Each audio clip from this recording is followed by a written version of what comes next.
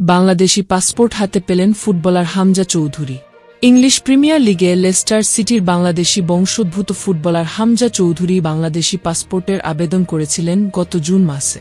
লন্ডনের বাংলাদেশ হাইকমিশনে তার পাসপোর্ট এসে গিয়েছিল মাসখানেক আগেই, কিন্তু লেস্টার সিটির হয়ে প্রাক মৌসুম প্রস্তুতিতে ব্যস্ত থাকার কারণে বাংলাদেশি পাসপোর্টটা গ্রহণ করতে পারছিলেন না হামজা। অবশেষে আজ শুক্রবার হামজার পক্ষে পাসপোর্টটি গ্রহণ করেছেন তার মা রাফিয়া চৌধুরী।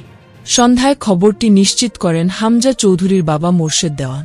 তিনি বলেছেন, আজ লন্ডনে বাংলাদেশ হাইকমিশনে গিয়ে হামজার পাসপোর্ট গ্রহণ করেছেন তার মা Rafia Chowdhury. English premier league শুরু হয়ে গেছে, হামজা ওর ক্লাব লেস্টার সিটিতে এখন ব্যস্ত, তাই সে যেতে পারেনি।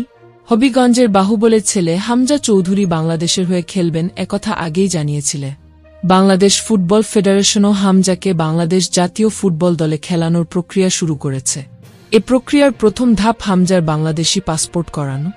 এখন ইংলিশ ফুটবল অ্যাসোসিয়েশনের অনুমতির প্রক্রিয়া শুরু হবে। এরপর লাগবে তার ক্লাব লেস্টার সিটির অনুমতি। হামজাকে সেপ্টেম্বর উইন্ডোতেই বাংলাদেশের জার্সিতে খেলানো যায় কিনা সে চেষ্টা চালিয়েছে বাফুফে।